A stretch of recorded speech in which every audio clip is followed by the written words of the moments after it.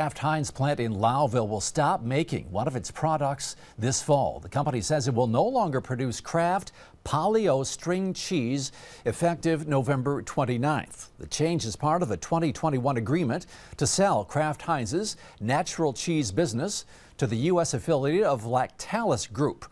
A statement says that impacted salary and hourly employees will have the option to transfer to open positions across Lowville's cream cheese packaging and processing teams, and that compensation and benefits will be maintained. It says the Lowville plant will continue to produce Philadelphia cream cheese and that the plant remains a critical part of the Kraft Heinz manufacturing portfolio.